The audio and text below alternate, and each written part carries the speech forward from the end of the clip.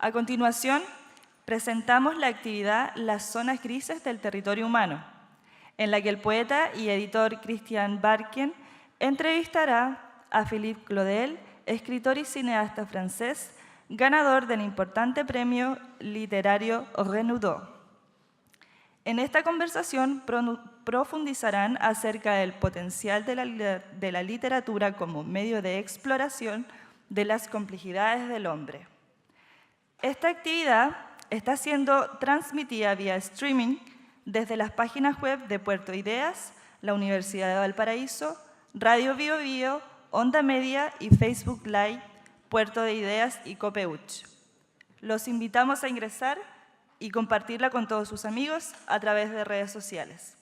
Además, para quienes estén interesados, al término de la actividad, los autores estarán firmando libros en el estante ventas de la librería Catálogo. Y finalmente, solicitamos por favor mantener sus celulares apagados durante la actividad. Muchas gracias.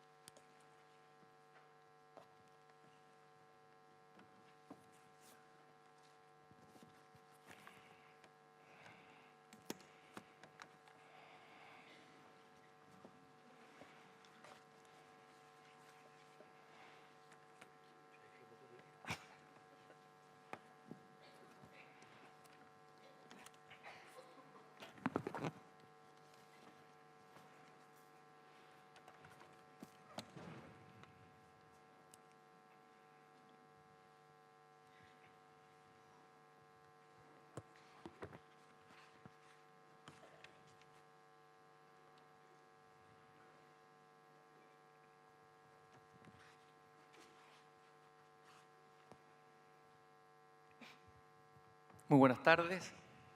Bienvenidos a esta conversación. La conversación, como dijo el filósofo chileno Humberto Giannini, es una de las formas de la hospitalidad. Y queremos recibir con mucho afecto aquí en Valparaíso a Philippe Claudel. Merci beaucoup, Philippe Claudel. Muchas gracias. Va a venir ici a Valparaíso. La conversación va a ser en francés y ustedes van a ir escuchando la traducción simultánea. Muchas gracias por acompañarnos.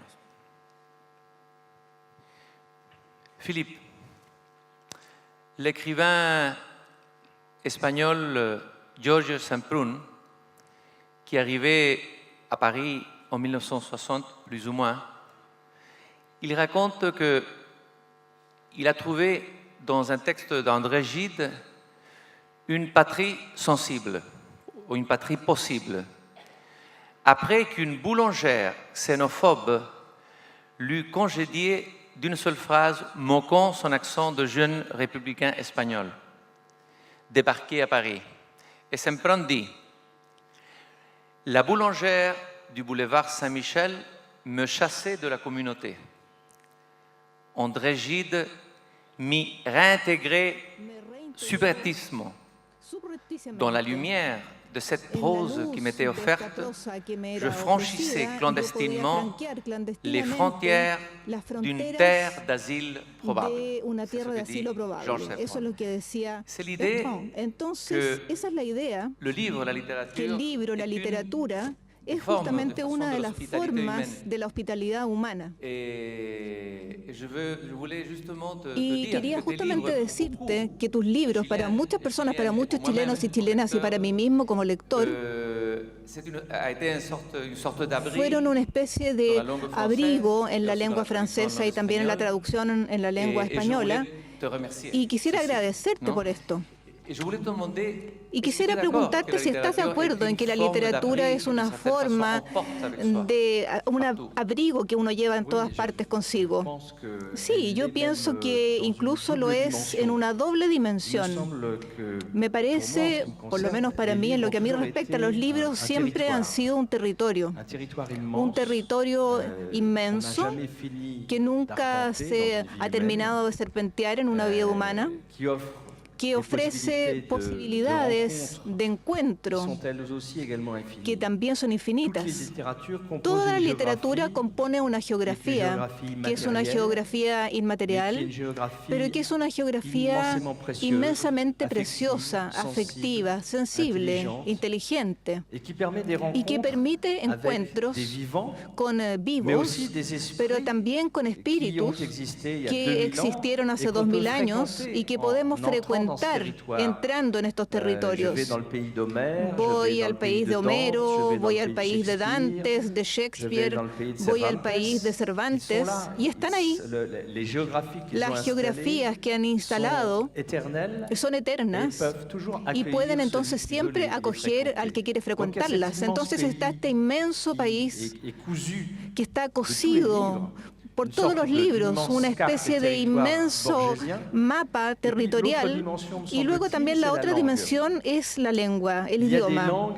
Hay lenguas que son países también, todas sin duda alguna. Pero para hablar solamente de la que yo conozco mejor, que es la lengua francesa, la lengua francesa a menudo fue un país de acogida que permitió a muchos escritores franceses expresarse, pero que también acogió a escritores. Tú citaste a Jorge Samprún, podemos mencionar a muchos otros más. Si nos concentramos en el siglo XX, solamente vamos a evocar, por ejemplo, la figura de Beckett, etcétera. Entonces, o Julian Green. Sí, Green también.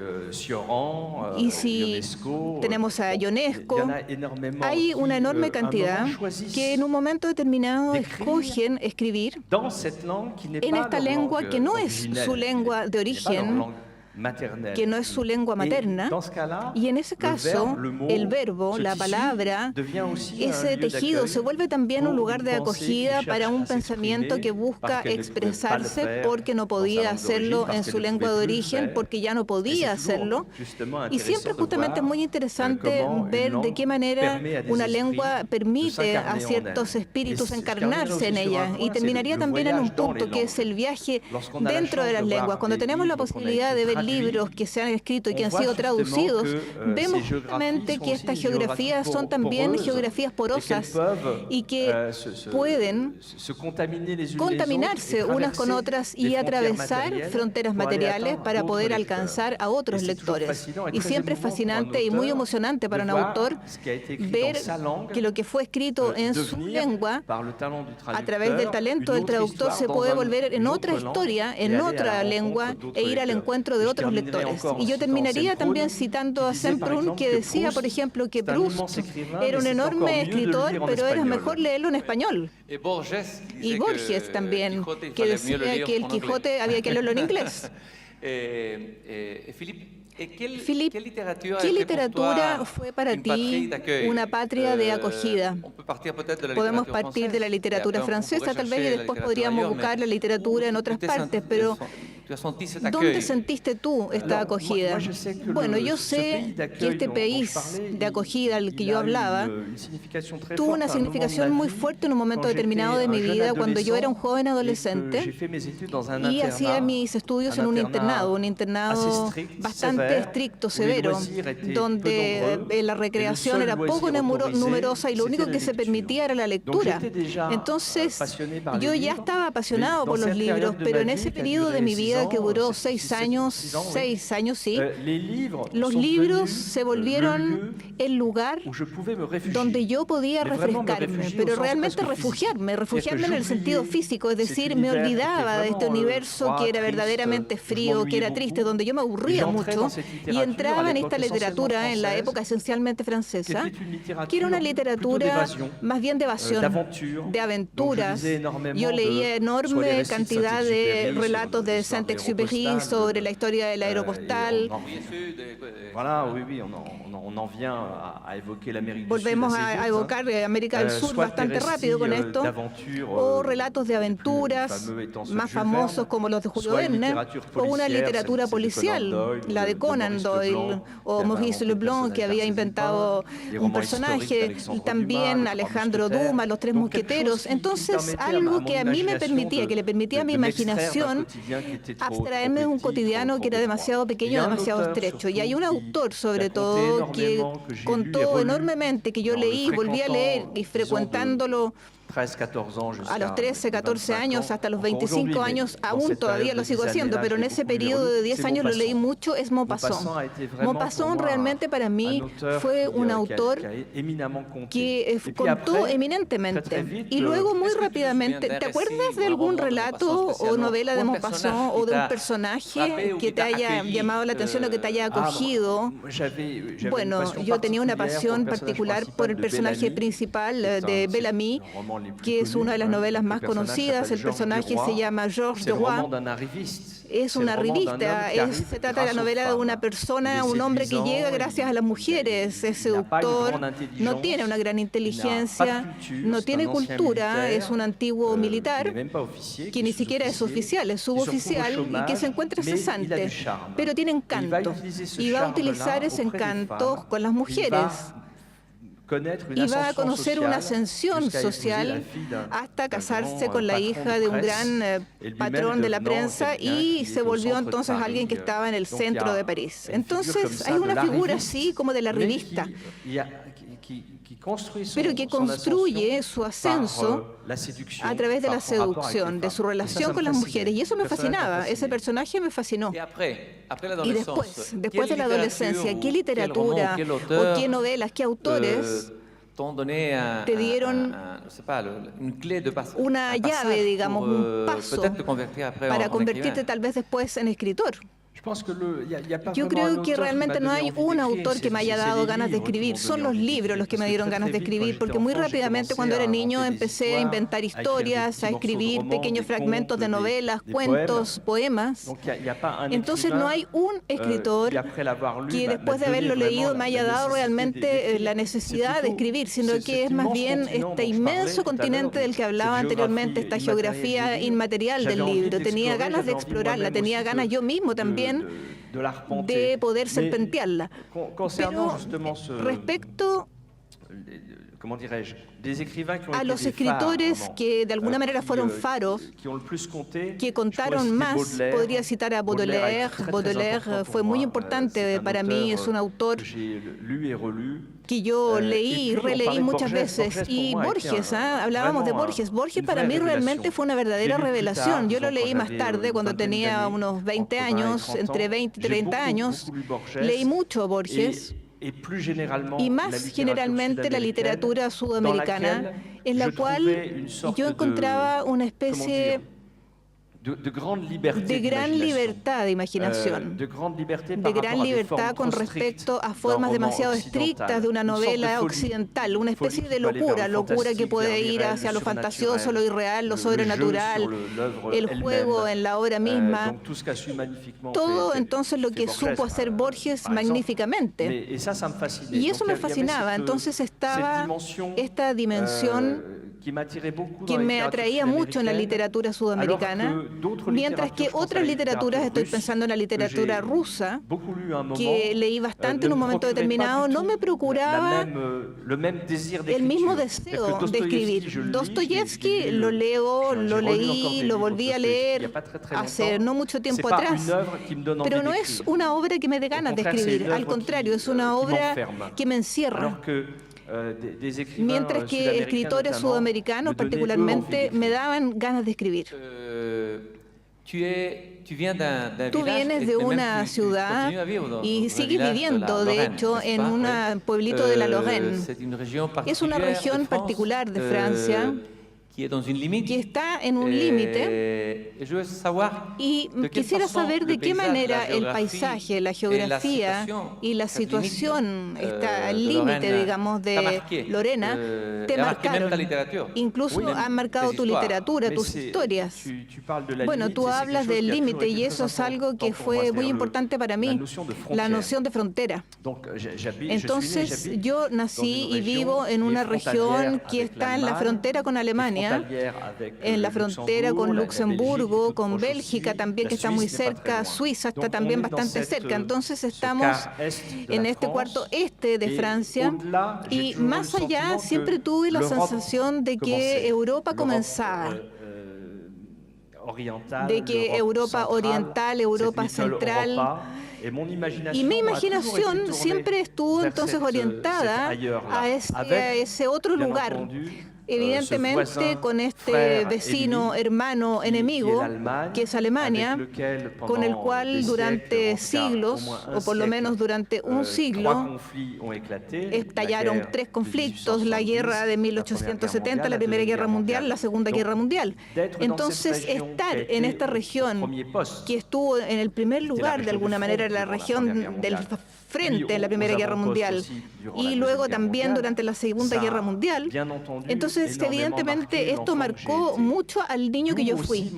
De ahí también entonces mi atracción por las zonas de frontera, por los límites, por los bordes, por lo que existe del otro lado.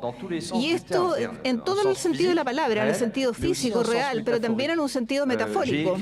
Yo escribí libros donde se trata y se habla de fronteras como el informe Brodeck, por ejemplo, pero también trato, cuando escribo novelas, de sobrepasar las fronteras de la novela e interrogarme sobre lo que puede ser una novela. Cómo llegamos a desplazar la frontera del género, cómo llegamos a tratar de construir otra cosa. Entonces siempre me gustó mucho esta marginalidad, esta proximidad del límite. ¿La frontera de la novela con qué? ¿Con la autobiografía? ¿Con la historia? ¿Con qué?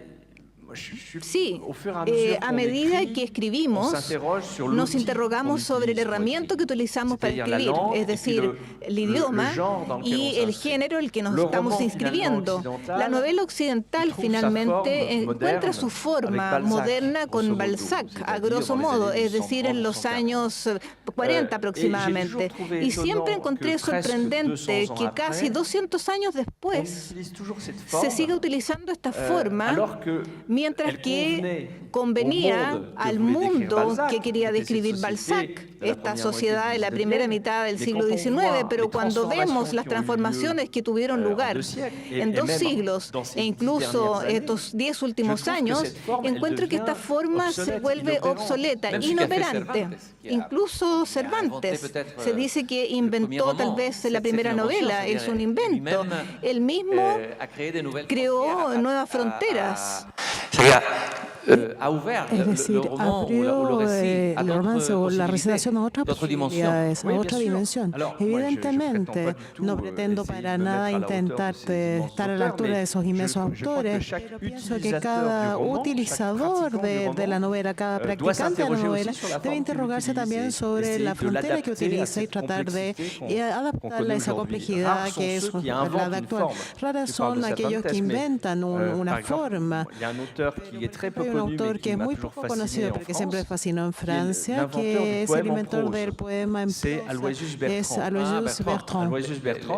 Y Gaspard de la Noche, que es una recopilación, tiene esa forma particular del poema en prosa, de ser un texto corto, escrito en prosa, pero con gran estilo y figuras, y lo van a retomar un poco en esto de y es ahí pasa algo curioso porque se puede ponerle fecha a una invención literaria, es un momento muy preciso, pero muy raro, porque la literatura generalmente es una suerte de torrente del alma que se metamorfosis, que se solidifica, que tiene acuerdo con la esencia y que crea de esa suerte iluminaciones.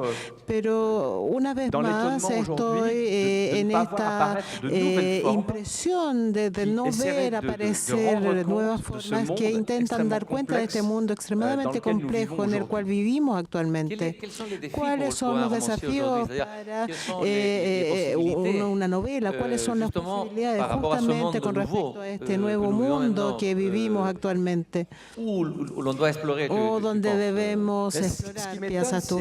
Lo que me sorprende es cuando tomamos la jornada de un ser humano actualmente, ya no es la misma, no es el mismo ser humano que hace 20 años. Entonces, a la vez, la conectividad que existe entre todos los seres sobre el planeta, la posibilidad en un instante, en un clic de poder comunicar con alguien que está a 50 metros, pero también a 10.000 kilómetros, la masa de información que recibimos todos en nuestro bolsillo, al teléfono, sobre Internet, cada vez que nos conectamos, todas estas posibilidades tecnológicas entonces de flujo de información, de acceso a un saber inmediato, con justamente una herramienta que permite juntar una inmensa biblioteca humana inmaterial, accesible a todos, susceptible de ser consultada por todos. Y el hecho también que podamos desestabilizar a alguien o un impredecible enviamos sobre redes sociales en este mismo flujo de información verdadera o falsas informaciones, el hecho también que se puede aterrorizar el planeta por un acto terrorista. Cuando un acto terrorista se producía hace algunas décadas, el tiempo de la información era tal que el impacto del terror era relativamente limitado. Actualmente un terrorista sabe que si perpetúa un atentado en París, el planeta completo en 3 minutos va a saberlo y va a estar aterrada. El atentado de septiembre cambió la manera de informar, de representar de este choque, no solamente con respecto al terrorismo, pero también del límite entre la ficción y la realidad. Evidentemente, todos pienso que hay acontecimientos que marcan así en la humanidad, tan cercanos a la humanidad. Gente que es un poco mayor que nosotros se recuerda muy bien lo que hacían cuando supieron, por ejemplo, la muerte de Kennedy. Nosotros sabemos, por ejemplo, en septiembre qué estábamos haciendo, dónde estábamos, y personalmente yo estaba trabajando en casa, estaba escribiendo, había realizado una pausa y en aquel momento todavía miraba la televisión y busco la información y caigo sobre esta imagen de la catástrofe, que era una película de Hollywood que no había visto, no era La Torre Infernal, y me digo, bueno, esta película yo no la conozco, de qué se trata, de estas torres gemelas, etcétera, y me doy cuenta de que en realidad no es una película como todo el mundo. Y es cierto que darle una fecha a este nudo entre el terror, la representación del terror y la manera en que produce un impacto, nos llega, todo esto para decir que este hombre del siglo XXI que llegamos a ser vive en un mundo que es mucho más complejo, mucho más agresivo, mucho más difícil de decodificar. Estamos sometidos a una cantidad de solicitudes nerviosas, intelectuales, sensibles, que no existían hace 50 años y mucho menos hace un siglo.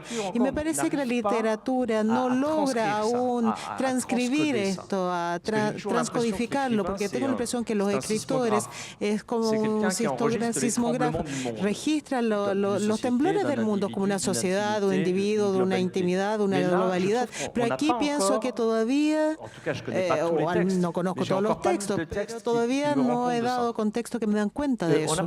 Hemos hablado de la guerra y la guerra es un tema para toda una generación en Europa, para los europeos que vivieron, tus padres, tus abuelos tal vez, que vivieron la guerra directamente, las dos guerras.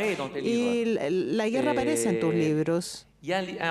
Hay una novela impresionante de Céline, Viaje al fin de la noche. Pienso que es la gran novela del siglo XX en Francia. Estoy de acuerdo. Cuando me piden que cite un libro, ese es el que cito. Ese libro es realmente la catarsis, la baja, el descenso al horror más profundo de la guerra desde el punto de vista humano. hablemos un poco de esa novela y cómo, porque tú hiciste el informe Brodet, que es sobre la guerra, sobre la dimensión más profunda de la guerra. ¿Por qué la guerra continúa a interesarte? ¿Qué puede revelarnos, mostrarnos del ser humano aún la guerra? Porque hay muchas películas, muchos libros, muchas novelas. Evidentemente tuve la ocasión de hablar de esto ayer en el encuentro de Santiago, en una conversación privada. La literatura francesa, por ejemplo, no deja aún cada año de entregar novelas sobre la Primera y la Segunda Guerra Mundial. Entonces la literatura emplea la imagen, es un arte de la digestión lenta. Tenemos la impresión que el hecho traumático se toma mucho tiempo para ser digerido, inspeccionado por la literatura. Lo es inmediatamente. Céline, él mismo, es alguien que estuvo involucrado en la Primera Guerra Mundial y tenemos entonces escritores que vivieron el acontecimiento y que luego trataron de transcribirlo, pero incluso generaciones después, gente que no tiene un vínculo directo con ese acontecimiento, escribe sobre el acontecimiento. Entonces, más generalmente cuando se dice nuevamente escribieron sobre la guerra, le van a poner términos, bueno, pero cuando las guerras cesen, yo voy a dejar de hacerlo, porque el ser humano siempre ha conocido guerras en alguna parte, sin paz global en algún momento. Vivo en el este de Francia, marcada por la guerra, y desde mi infancia se creó en mí una hipersensibilidad o hiperatención al acontecimiento. Se me acuerdo muy bien, por ejemplo, siendo niño, estaba muy interesado por la guerra de Vietnam. No comprendía todo lo que pasaba ahí, pero había muchas imágenes en la televisión. Era una guerra que me espantaba. Y luego tuvimos esta guerra del Líbano y seguí muy de cerca esa guerra. Y luego, cuando fui adulto, a los 30 años, estuvo la guerra Yugoslavia entre el 81 y 85 y esa guerra estaba a una hora de avión de mi casa, estaba al lado. Yo vivía en un país en paz, estaba en una terraza, en un café, bebía algo y a una hora en avión había hombres y mujeres que se morían sobre los puentes, había nuevamente campos de concentración, había nuevamente genocidios que estaban ahí en marcha, muy cerca en Europa. Y como entonces, después de 40, 50 años, los libros como el informe de Brodet nacieron más de esa guerra de Yugoslavia y de reflexiones que se desarrollaron en mí, que estas guerras mundiales fue una forma de metaforizar este conflicto que estaba presente y que conocía por su proximidad, a su vez humana y geográfica. Y justamente la guerra devela las dimensiones de lo humano, hace salir lo que hay peor, pero también lo mejor, ¿no es cierto? Porque, tal vez de una manera minoritaria. Pienso, por ejemplo, en la mujer de Brodet, que hay personajes terribles, la mayoría que están aquí en esta historia para que el lector lo pueda leer sin contar el final, pero una gran mayoría del pueblo, de los hombres del pueblo, están comprometidos en este acto de terror. Pero hay un personaje, 2, 3 mujeres, un viejito, el mismo Brodet, que de alguna manera escapan y muestran también la dimensión humana en su mejor aspecto. Pero ya en la vida ordinaria de todos los días, cuando estamos en países en paz, es muy difícil seguir siendo humano, comportarse como humano. ¿Qué es ser un humano? Y entonces es mucho más difícil cuando el mundo enloquece, cuando todos los valores están trastocados. La guerra, ¿qué es autorizar lo que ordinariamente comúnmente está prohibido. Si voy en prisión, voy a ser juzgado. Y en el caso de guerra, si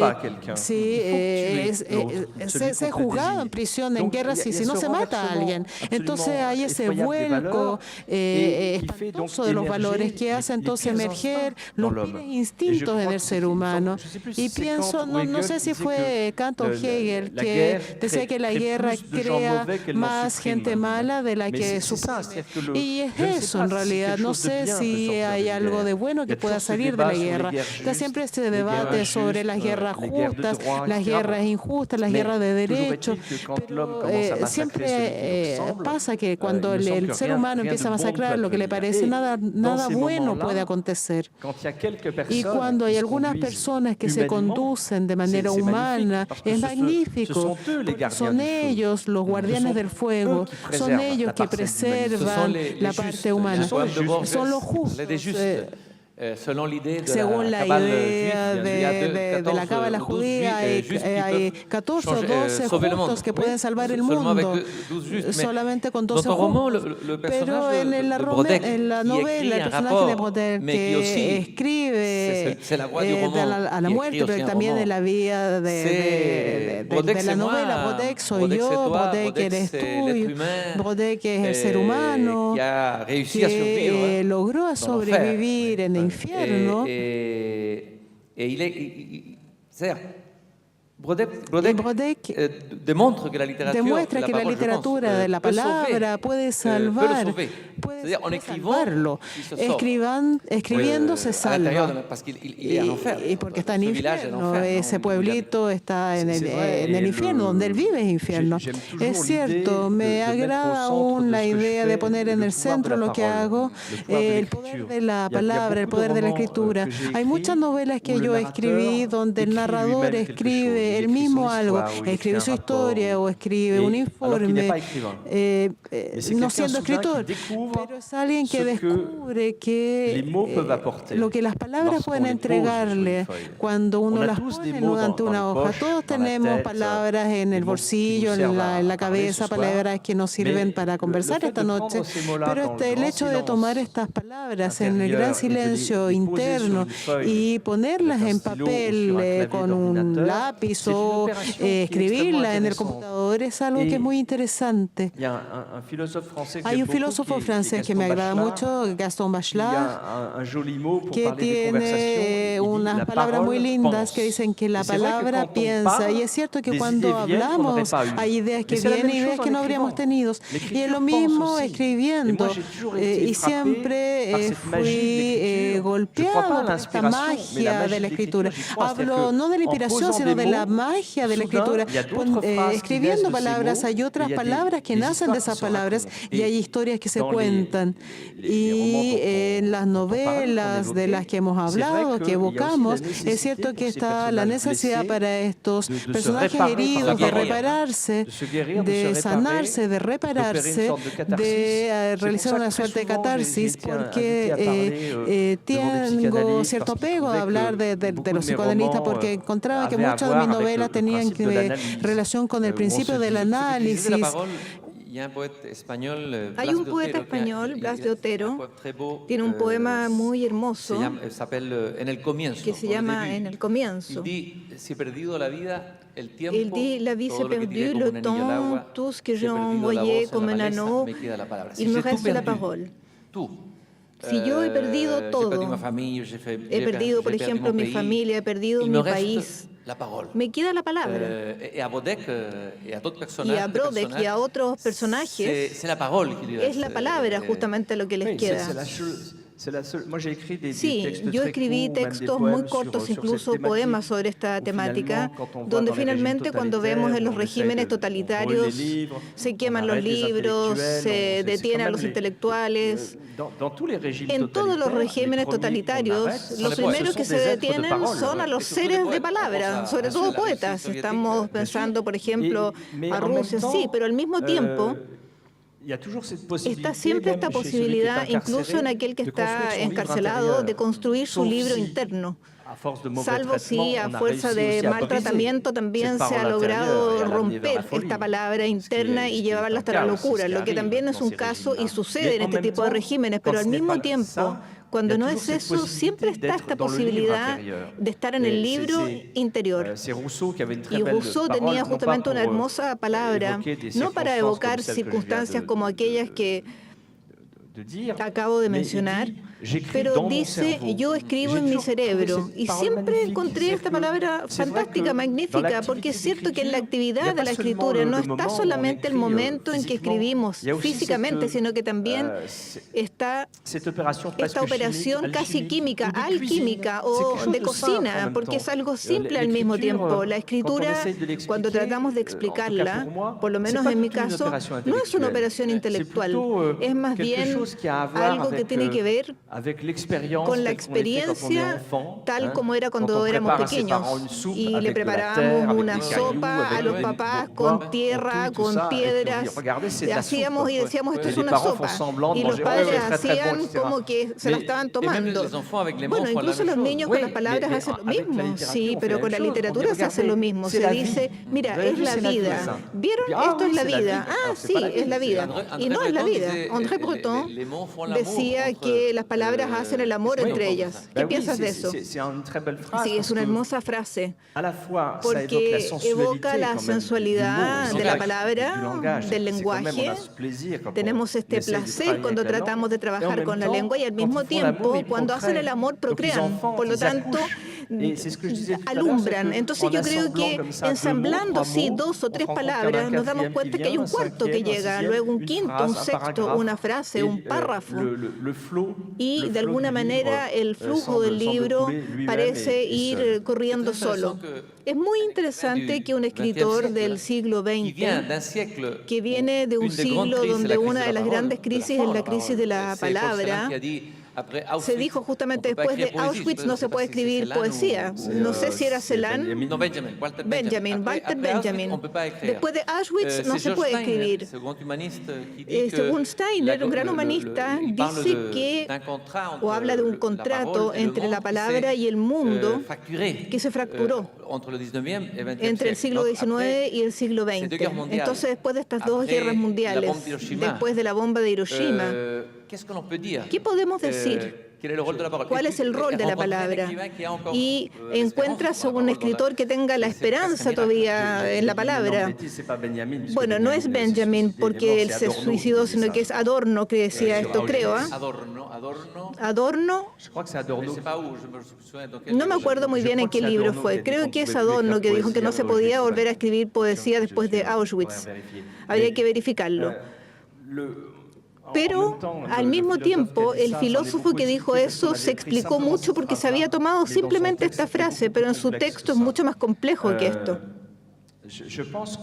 Yo pienso que la misión del lenguaje es decir también el horror. Y el lenguaje se presta para todo.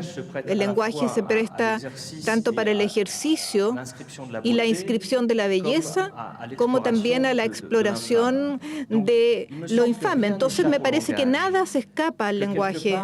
En alguna parte siempre podemos encontrar una forma para decir lo indecible, para decir lo que no está dicho. No quiere decir que vayamos a ser comprendidos. Y luego decir, por ejemplo, que ya no se podía escribir literatura o poesía después de un evento como Auschwitz, querría decir 2 cosas. O ya no se cree en esta posibilidad del lenguaje de decir incluso el horror. Y también querría decir que el lenguaje podría ser utilizado solamente para crear belleza, para hablar de belleza. Y para mí no es el principio del lenguaje y la literatura. Creo yo que la literatura está ahí para hacer lo que yo podría llamar una autopsia de lo vivo. Es decir, usamos las palabras y el lenguaje como un escalpelo para poder hacer una autopsia y ver quién somos. Y cuando digo quién somos, me refiero a nosotros como seres y a nosotros como sociedad, como grupo humano.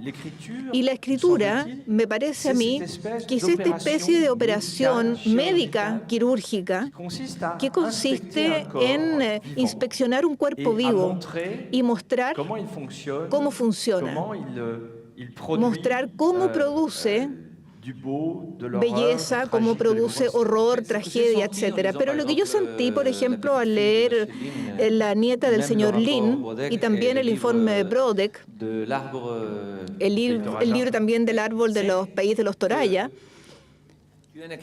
es que tú eres un escritor que muestras el horror humano, muestras lo oscuro, bajas al infierno de la guerra, de la soledad, del abandono, etcétera, pero siempre hay una ventana que abres a la esperanza. Y no todos abren esta ventana. La literatura, entonces, y la novela tienen el objetivo en nuestros tiempos también de dar esperanza, ¿o no? ¿O no está en el objetivo de la literatura? La esperanza o los sentimientos humanos, las actitudes humanas, son algo que está mal visto en la literatura francesa contemporánea. Sí, justamente por eso yo estuve sorprendido por tu libro, justamente por este punto. Lo que no les gusta mucho lo que yo hago o quieren hablar mal de lo que yo hago, dicen a menudo, sí, pero hay demasiados buenos sentimientos, también en las películas que hago, pero a mí me interesan los buenos sentimientos, porque los buenos sentimientos son, bueno, la humanidad. Si ya no hay buenos sentimientos, no vale la pena continuar. Entonces, en los mundos que yo describo, es verdad que son mundos sombríos, además, como se dijo, la guerra está presente, pero también hay figuras, se hablaba de los justos hace un rato atrás, y cuando no son figuras pueden ser simplemente actitudes, sentimientos, fraternidades, una mirada, una mano que se toma, emociones que nos muestran que no hemos llegado todavía a un grado de inhumanidad total, que sigue habiendo entonces una esperanza, sigue habiendo algo. Incluso en el momento más oscuro, más sombrío, siempre hay algo que permite a estos personajes durar, resistir. Hay una forma de dignidad también que nace. ¿Y por qué hago esto? Bueno, las enseñanzas de los grandes eventos trágicos del siglo XX dan testimonio. Cuando se toma Auschwitz, por ejemplo, los que volvieron de Auschwitz retomaron sus vidas. Los que habían perdido todo recrearon una pareja, volvieron a tener hijos, volvieron evidentemente marcados de alguna manera con hierro y con esta profunda necesidad al mismo tiempo de restablecerse en la vida, de perpetuar la vida y de ser humanos después de haber conocido lo inhumano. Entonces, las historias que yo cuento son justamente ecos de todo aquello. Justamente pensaba, ¿por qué esto de la esperanza y de la bondad en la literatura como desdén? Es una actitud un poco cool o no es cool hablar de la belleza, hablar de la esperanza, hablar del amor. Y eso es lo que encuentro muy interesante en tus novelas, que puedas descender al infierno y nos haces descender en historias que son historias terribles y decimos, bueno, se acabó, es el horror y de pronto hay una luz, un milagro. Al final de La nieta del señor Lin, justamente hay un personaje que dice, el milagro existe, hay esperanza cuando recupera al amigo que pensaba que estaba muerto en el accidente. Bueno, es mi naturaleza también. Yo trato de ser lúcido con respecto a lo que somos nosotros como humanos, de lo peor que somos capaces y siempre somos capaces de lo peor y al mismo tiempo somos también seres que tenemos sentimientos y que somos capaces de cosas bellas. Hay una complejidad en el hombre que a veces es aterradora. Yo a menudo cito el ejemplo, hablábamos de Auschwitz hace un momento, estaban estos hombres y estas mujeres que hacían de alguna manera su día de trabajo, torturaban, exterminaban, eran verdugos, pero en la tarde o en la noche volvían a sus casas, tomaban a sus pequeños en las rodillas, a su mujer o a su marido en los brazos y expresaban sentimientos de amor que eran sentimientos extremadamente sinceros, habiendo estado durante todo el día del otro lado del mundo, al revés de la humanidad. Entonces es muy compleja la naturaleza humana, según dónde esté, según en qué espíritu esté y en qué acción política se inscriba también. Pero con respecto al sentimiento, a la esperanza, etcétera, ¿por qué hoy día hay algunas personas que miran esto desde arriba? En Francia, por ejemplo, en algunos medios intelectuales. Bueno, es porque el cinismo se volvió de moda. Estamos en una era cínica, donde finalmente habría que burlarse de todo. Y ser cínico procura a algunas personas una especie de sensación de superioridad, mientras que para mí el cinismo es el primer paso hacia la inhumanidad.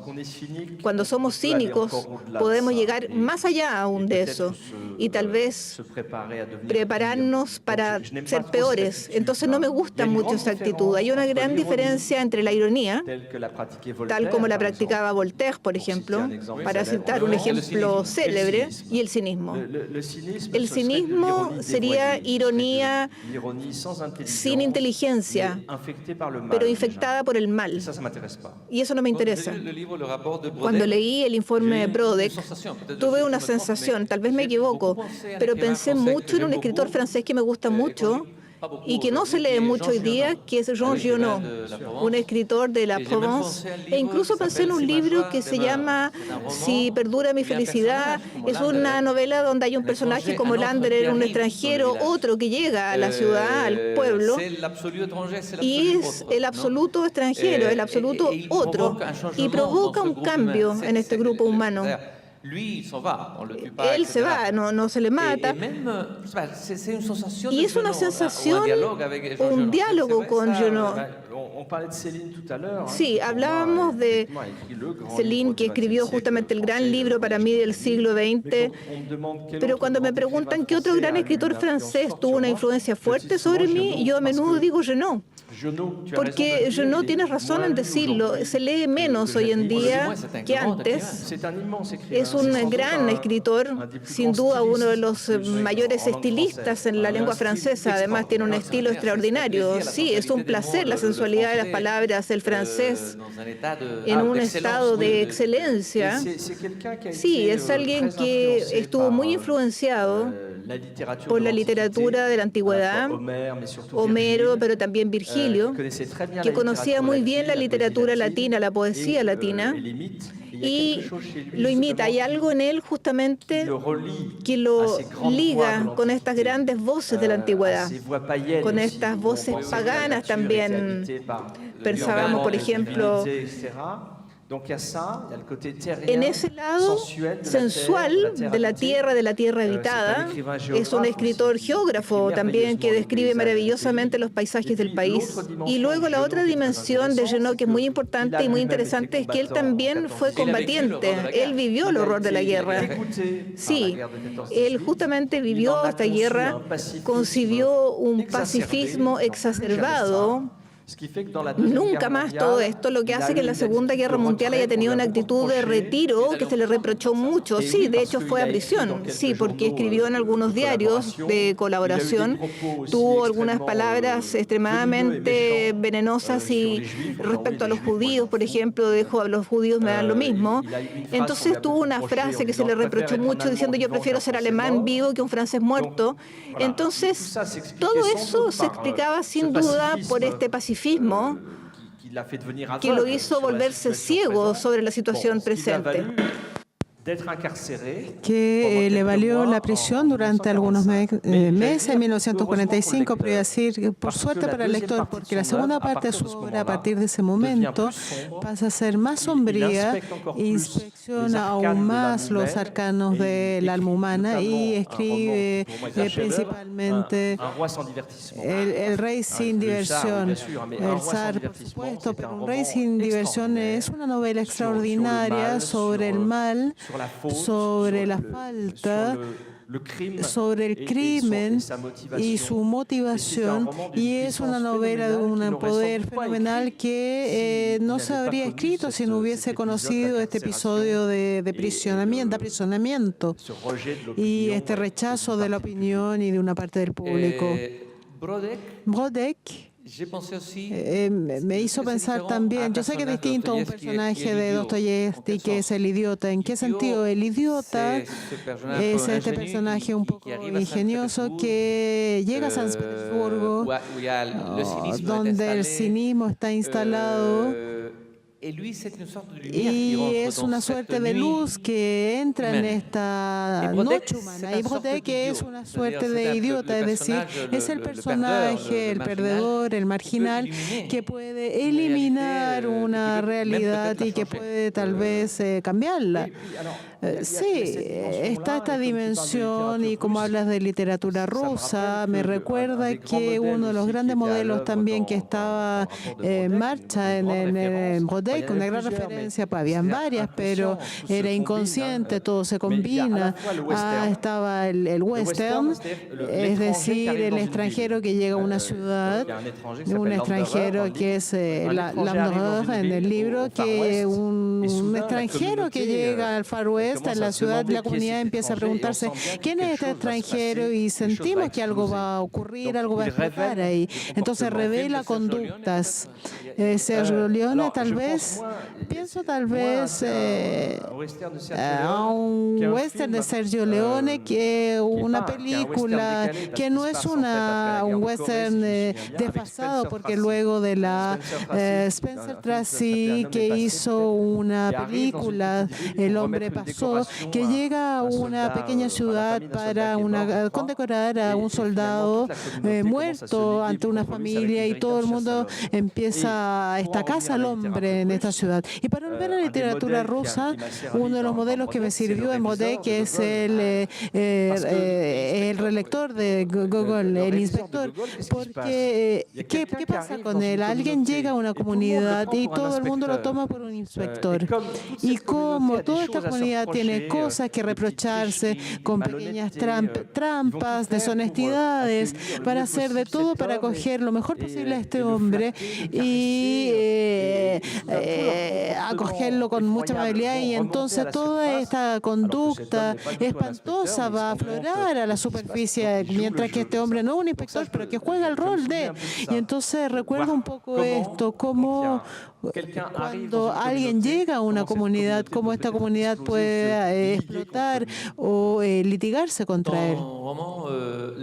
En el árbol del Pays de Torabás retoma un tema muy importante de la amistad con la pequeña, la nieta del señor Lynch. Hablemos entonces de este reencuentro entre dos otros muy distintos, dos extranjeros, un extranjero Anderlecht sería el señor Lin, un marginal, con este hombre grueso que no comprende su idioma, pero es esta imagen de dos hombres que se encuentran en esta soledad más profunda, pero que pueden comunicarse, pero no con palabras, encuentran otro lenguaje.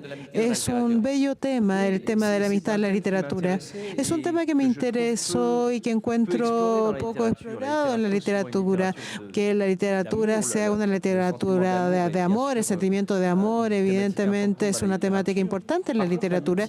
Sin embargo, la amistad sin duda está menos utilizada, menos explorada. Entonces tenía ganas de trabajar sobre ese tema, que puede dar en algún momento fuerza, porque al principio en este libro, como tú decías, es ver dos extranjeros, prácticamente dos hombres que son unos heridos de la vida, dos heridos de la existencia, pero que juntos van a lograr darse fuerza, a darse un espaldarazo, a abrigarse.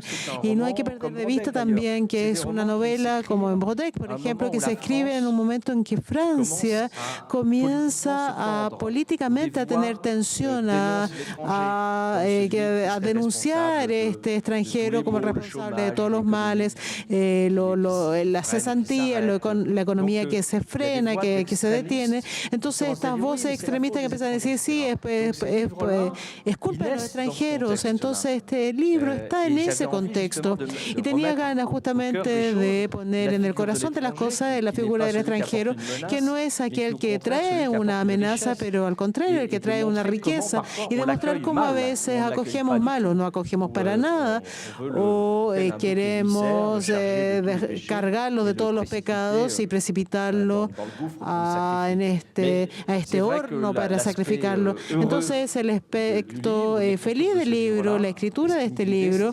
y esta idea de amistad entre los dos hombres, y es la amistad con el otro, distinto, incluso de otro idioma. esta amistad entre el Quijote y Sancho también es la amistad de dos seres humanos completamente distintos, que al término del libro, en el Quijote está muriendo, el Sancho comienza a llorar y quiere que el Quijote sea el Quijote y pase nuevamente a hacerlo. Y aquí también es la religión de la amistad. La religión de la amistad. Entonces, la palabra religión aquí toma todo su sentido porque están entonces ligar, revincular. Entonces, es algo que a la vez adoramos, esto de la amistad, pero también la práctica del vínculo efectivo. Pero también es interesante que hables del Quijote porque el Quijote también es una cosa visual de cine, porque tándem, el grande, el pequeño gordo, lo vamos a reencontrar en las películas también. Es la pareja cómica por excelencia entre dos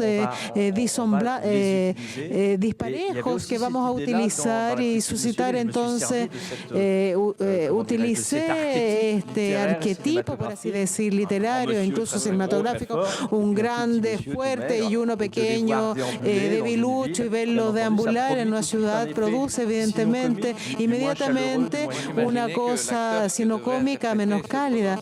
Y entonces pensaba que este gran hombre de Gérard Depardieu, por ejemplo, evidentemente debía interpretarlo porque un actor francés que es un amigo, Richard Berry, que también es un cineasta, quería interpretar esto en cine y le había planteado que tal vez no era una buena idea, pero podíamos hacer el guión. Y haciendo el guión, Depardieu estaba de acuerdo para interpretar a Monsieur Barque, pero luego con el problema de la producción no resultó. También podría ser una obra de teatro. Hubo adaptaciones teatrales y varias, incluso hay una en este momento que está en Anvers, en Bélgica. Hay varias adaptaciones. Ionesco, pero el anti-Ionesco, hay dos personajes que se encuentran y que se hablan, pero que nunca se encuentran, entonces el absurdo total. Y es lo contrario, no es un lenguaje común, pero hay un diálogo profundo. Es absurdo. Es cierto que sin pretensión, cuando escribía esto, no pensé esperando a Godot de Beckett, porque siempre hay alguien que espera al otro, si va a llegar, si no va a llegar. Está también esta especie de, ¿cómo decir?, de juego sobre la marginalidad, porque son dos marginales, son dos dejados a su propia suerte. Entonces, en Esperando a Godot, evidentemente, con un mensaje que no es el mismo y una profundidad que no es la misma. Esperando a Godot es una gran obra literaria, pero todo esto para decirle que nunca se crea nada solo, individualmente. Y lo interesante cuando se escribe es que escribimos con otros, y son esos otros, a su vez, los hombres y las mujeres que encontramos en la vida cotidiana, en el tren, en la calle, aquellos con quienes vivimos tal vez, pero están también todos estos otros que son los artistas que han creado antes que nosotros, poetas, músicos, pintores, arquitectos, los historiadores que están ahí, que lo hemos frecuentado por largo tiempo, y cuando estamos ocupados escribiendo están estas presencias vigilantes y fecundas que nos toman la mano. Podemos hablar de una interpretación más humanista, decir yo fui otro, en este caso es otro, realmente otro. Sí, Naval me decía, yo soy el otro, Rimbaud, yo quiero ser otro, pero podríamos decir que a través de mí hay otro que habla también, es el otro también que lleva el juego. Entonces siempre está...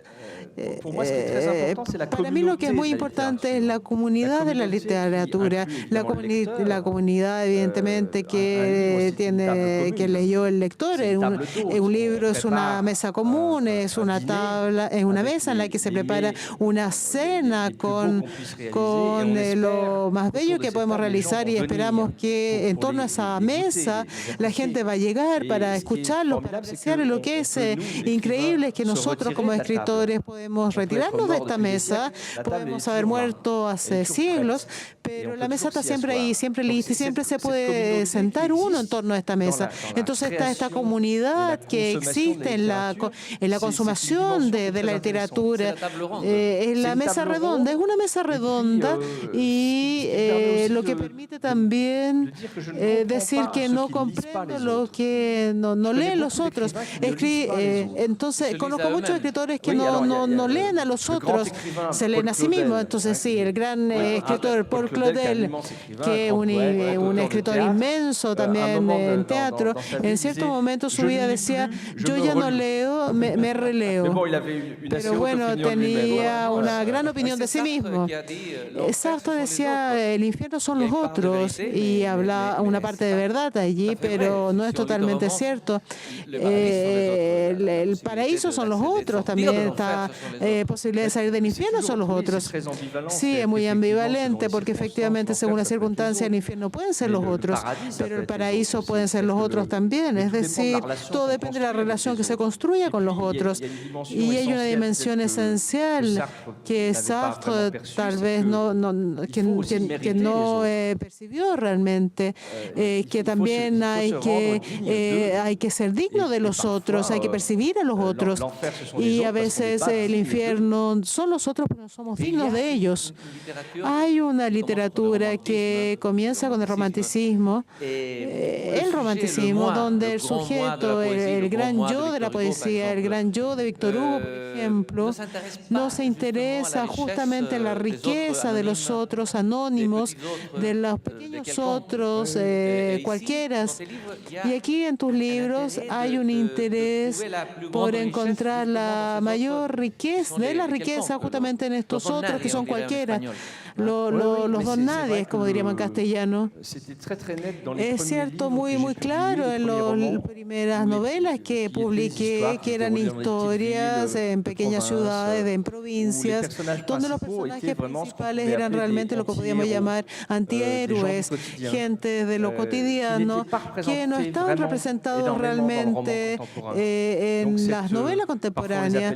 Entonces, a veces hablábamos de la pequeña gente, la gente como si nada, la pobre gente, como en la canción, sí. Y eso me atrajo, me interesó, porque yo provengo de ese medio, porque mi familia es eso.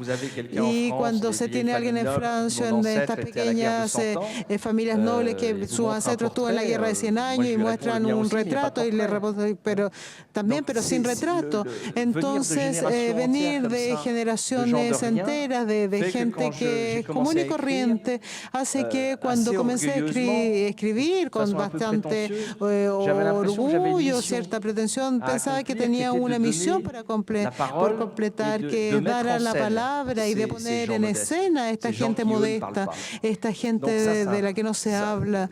Y entonces había un sentimiento de deuda, como era el primero que escapaba de mi medio, estudiando, llegando a ser profesor. Entonces mi misión era utilizar esta palabra que tenía, que utilizaba para hacer hablar a aquellos que no hablaban nunca, y poner en escena a los que nunca estaban en escena. Entonces la dedicatoria a Baudecq es para aquellos que piensan no ser nada.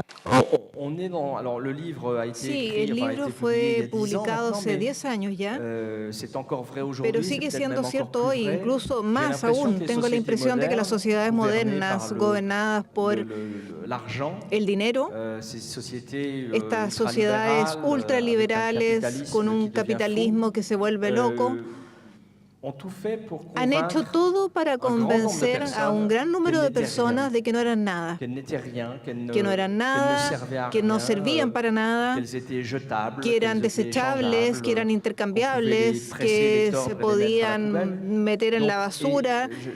Entonces, me parece que yo siento en la población esta especie de depresión profunda, esta convicción que muchas personas tienen como diciendo: no soy gran cosa, no soy nada. Y yo tenía ganas de decir, no, no tienes derecho a decir eso.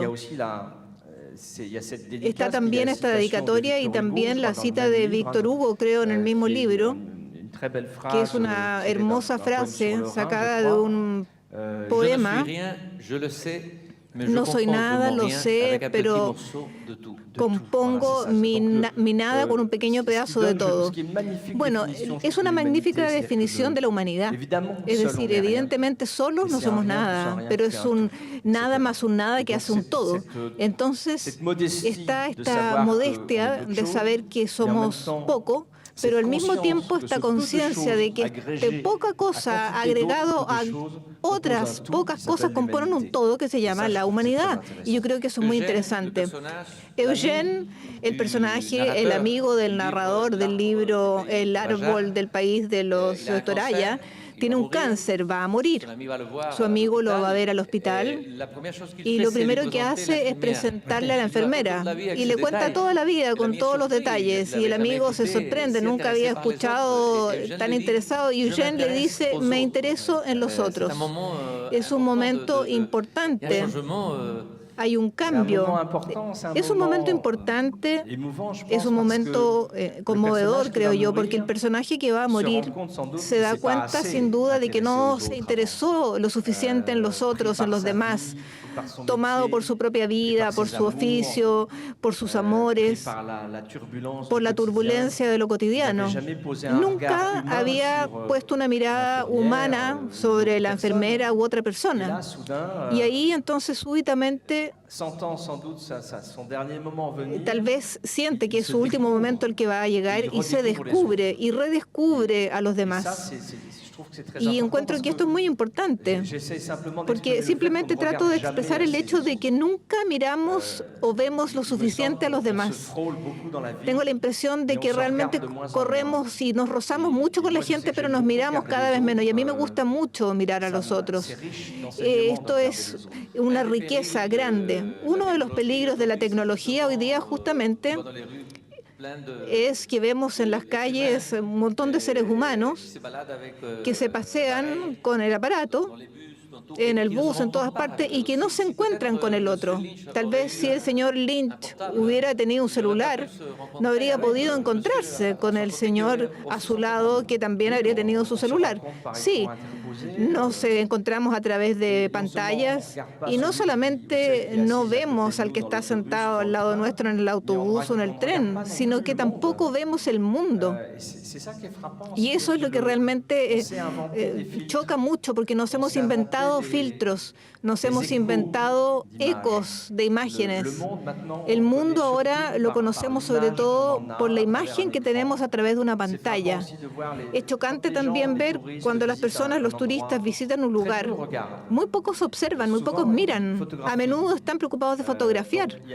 Entonces hay una especie de obsesión por fotografiar el mundo. Nunca se ha fotografiado tanto desde hace algunos años porque pasamos nuestro tiempo haciendo eso. Y al mismo tiempo estamos muy angustiados porque no dejamos de fotografiarnos. La práctica del selfie, ¿qué es para mí?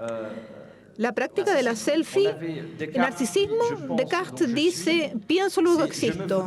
Y es aquí, yo me fotografío, por lo tanto soy, existo. Es como una persona que dice, estoy aquí, existo, porque soy capaz de tomarme una foto. Y este es el testimonio de una gran angustia finalmente, como si finalmente si no pudiéramos tomarnos una fotografía nosotros mismos querría decir que no existimos. Bueno, justamente nuestro tiempo es un tiempo narcisista. El narcisismo, el hecho de mostrarse, de decir estoy aquí, yo pienso, yo. Y el otro desaparece en realidad, no conozco el nombre de la palabra o el nombre de la persona que vive al lado mío, etcétera. Uno de los grandes peligros de la vida, uno de los bellos peligros, es el peligro de encontrarnos con un otro, porque hay un peligro, ¿no? Sí, un desafío, un peligro. La riqueza humana, como dijimos, nace del compartir, nace de la acogida, nace de la conversación, del intercambio y de la mirada que se pone en otro. A partir del momento en que nos volveríamos una humanidad, que es una humanidad compuesta de todos estos nadas de los que habla jugo, pero que viven unos al lado de otros sin considerarse, yo creo que ahí estamos en una deconstrucción de la ruca humana y de la riqueza humana.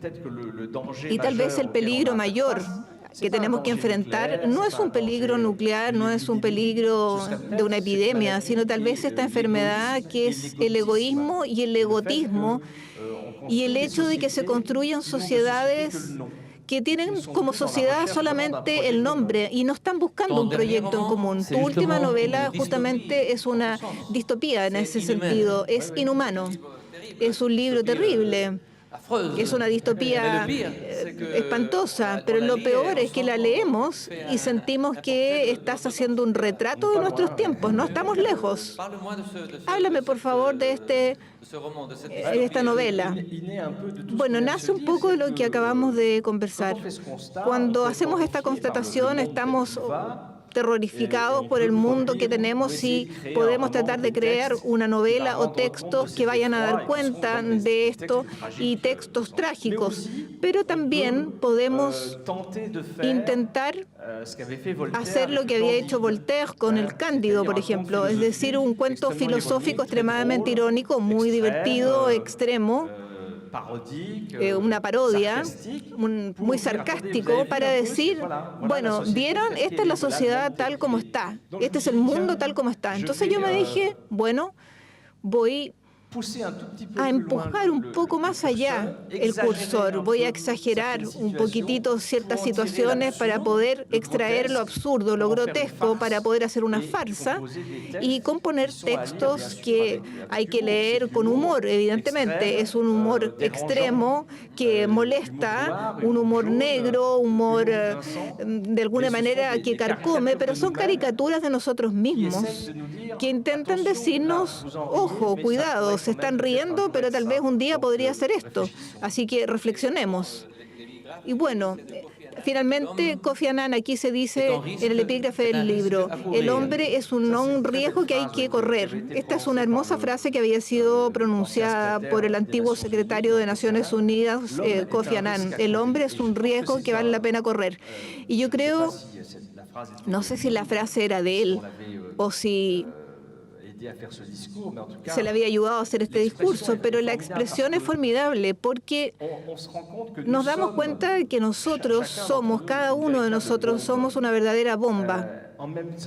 Al mismo tiempo, no podemos no componer con esta bomba. Somos capaces de lo mejor, somos capaces de lo peor, hay que aceptar eso y hay que correr el riesgo de lo humano.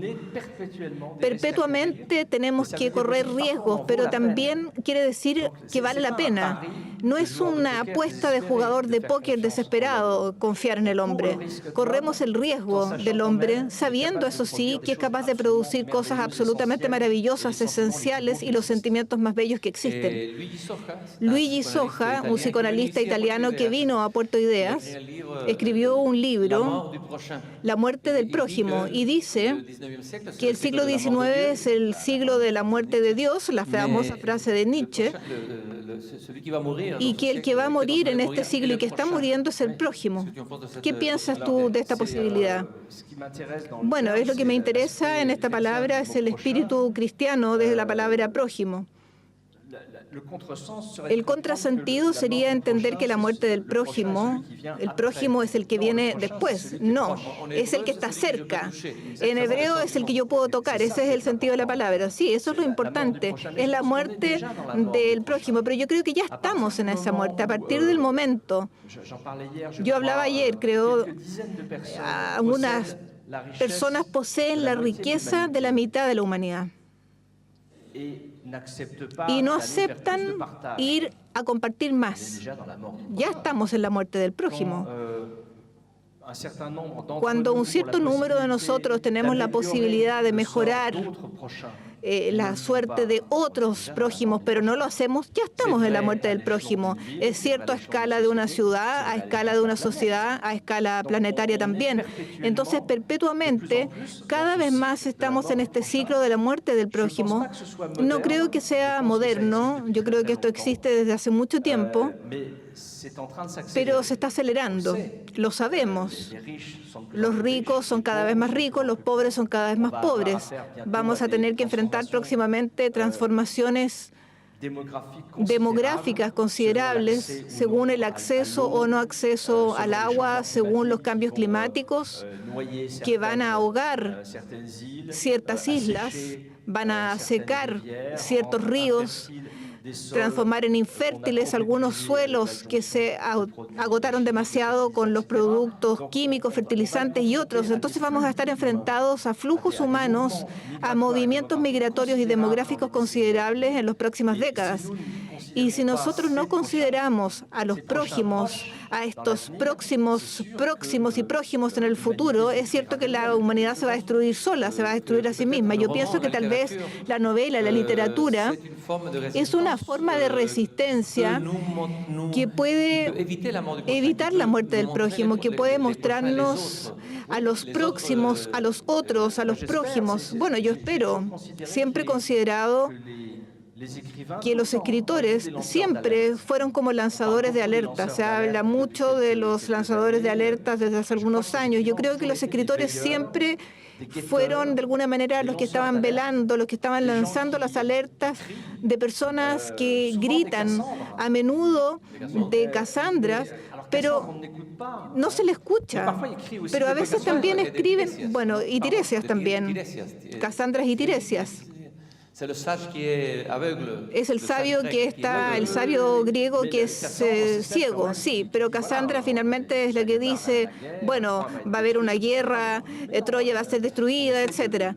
Entonces, tratamos de alguna manera de retener su palabra. El escritor es el que grita, el que dice cosas que incluso a veces no gustan, cosas que no se quiere escuchar. Y su rol es justamente un poco ese, no solamente celebrar la belleza del mundo y los sentimientos nobles y generosos, sino también el que en un momento determinado le dice a una sociedad, cuidado, miren, por ejemplo, el árbol del país de los Toraya, ahí tú mostraste justamente la muerte y mostraste la negatividad de la muerte, la negatividad de la enfermedad, mostraste esta muerte que se esconde, que se vuelve pornográfica en nuestra sociedad. Y tú la tomas, ¿no? Sí, era una invitación a volver a una aceptación de la muerte, a una contemplación de la muerte tal como se conocía en las filosofías de la antigüedad o tal como se conocía también en el siglo XVI, cuando Montaigne hablaba de eso, en la filosofía que es aprender a morir, etcétera. Entonces, es tratar de invitar a los contemporáneos a no creer que se puede matar a la muerte, porque en este momento estamos en una especie de sueño transhumanista de empujar más allá los límites de la vida ad libitum y de poder crear un ser eterno e infinito, cambiando las piezas defectuosas, mejorando su alimentación, sus capacidades de resistencia, etcétera. Pero todo eso es porque estamos aterrados por la muerte. Antes lo éramos un poco menos porque no habíamos matado a Dios todavía, como tú dices, pero ahora se mató a Dios. Estamos desnudos frente al vacío y nos decimos, ahora somos Dios. Sí, pero somos parcelas de Dios, pero de Dios enfermo, entonces no basta. Y ahora nos decimos, bueno, hemos matado a Dios, es molesto, pero tal vez hay que matar la muerte, entonces así estaríamos más tranquilos. Lo que hace que esto cree una angustia suplementaria sobre esta comedia, sobre este enmascaramiento de la muerte, esta evacuación de la muerte. Y en este libro se trata de recordar que finalmente el pensamiento de la muerte no es un pensamiento trágico, sino al contrario, es un pensamiento fértil porque nos permite observar la vida y al viviente con bastante más acuciosidad, de mirar al otro, el otro que es mortal, el otro que voy a perder y voy a desaparecer, él va a desaparecer y voy a perder esto. Entonces aprovechemos este momento, este instante, aprovechemos esta relación del otro, de la vida en general, y es el mensaje del libro. Es un libro que está en un fondo trágico, que es evidentemente optimista. Un libro que hiciste un viaje, el protagonista es ficción, pero hay mucho autobiográfico en este libro, pienso, se siente cuando se lee. ¿Cómo decir? La pregunta de la autobiografía es apasionante, pero se escribe solamente consigo mismo y todo libro es autobiográfico. Lo es más o menos. Todos los libros que he realizado son en realidad, en el plano de la sensibilidad, son autobiográficas. En el plano de los hechos, lo son menos. Lo sería aún más. Pero los sentimientos que están ahí en juego, la visión del mundo, de los hombres, todos los libros que traté de escribir son autobiográficos. Y en me la jugué más con elementos de hacer jugar al lector, poner algunos granos, de manera que me sigan y que puedan reconocer o no esta máscara. El libro es este ritual de una isla de Indonesia. ¿Te gusta mucho la Indonesia? ¿Cuál es tu relación con Indonesia? Es una relación de viajero, simplemente que ha ido muchas veces y que está maravillado por los paisajes, los seres humanos, la facilidad desconcertante ante la cual se puede comunicar, incluso sin conocer el idioma, incluso en lugares muy, muy profundos, como Llave Badui, donde hemos encontrado con mi mujer, que ellos viven en el bosque, con toda una expedición. Es bastante difícil ir a verlo y estuvimos dos días con ellos. No compartíamos el mismo idioma, pero es como el Monsieur Lin, compartíamos por gestos, compartíamos una comida, paseábamos. Entonces, hay buenas experiencias como esa y es un país al cual hemos ido mucho y nos agrada mucho. Y esta leyenda del árbol, que es el sarcófago mágico.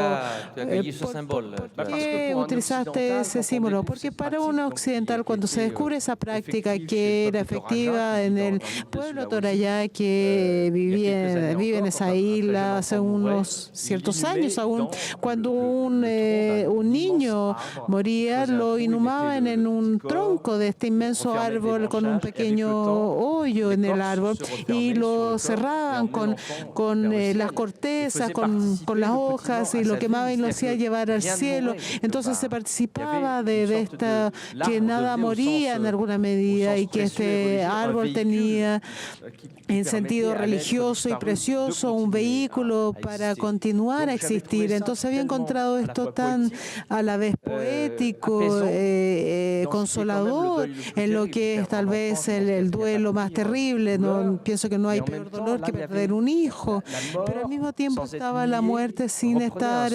vinculada, retomaba un sentido del individuo, ya no era un desaparecido, sino que una especie de presente en otra presencia visible, y encontré eso tan formidablemente bello, porque el occidente de Francia nunca se habría confiado, nunca se le habría ocurrido a la gente confiarle un muerto a un árbol. A veces hay prácticas así, pero volvamos a Genoux, porque en el libro que nombraba delante un rey sin divertimiento, había un criminal que raptaba a jovencitas y las mataba y deposita su cadáver en las altas ramas de un árbol. Se la confía a un árbol. Entonces finalmente la leyenda en torno a los árboles y a los muertos en África, algunas mujeres le confían su placenta al árbol como ritual. Y justamente el narrador dice que lo que está escribiendo, el texto, es el árbol de Torayá con respecto a su amigo. Entonces la literatura puede ser, la poesía, la narración, un árbol de Torayá de nuestra muerte, la muerte del otro. Pienso que somos todos árboles, o sea, árboles Torayá. Cuando reflexionamos, tenemos todos en nosotros. ¿Dónde ponemos nuestra muerte? ¿Dónde están? Están acá. Ya no están en el mundo, están tal vez en su tumba, pero están acá. Les hicimos un lugar, fuimos heridos por su desaparición, pero hemos llegado a cicatrizar y los transportamos en nosotros. Y de una manera metafórica también cada libro, y sobre todo un libro como este, que está animado por presencia de amigos o de parientes que han muerto, que según sea el caso, pasa a ser también un árbol están en el libro ahora. Y un libro siempre está vivo desde el momento en que lo tomamos, lo abrimos. Es vida la que tenemos entre las manos. Siempre me han gustado las bibliotecas porque es como si hubiese miles de bellas durmientes, y tomar un libro es como tomar una bella durmiente. No la vamos a besar en los labios, pero lo vamos a tocar el libro, lo vamos a abrir y súbitamente el libro pasa a estar vivo.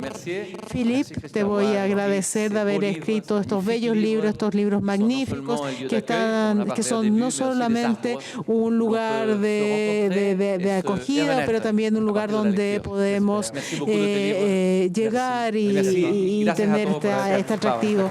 Gracias, y gracias a todos por haber estado acá. Merci.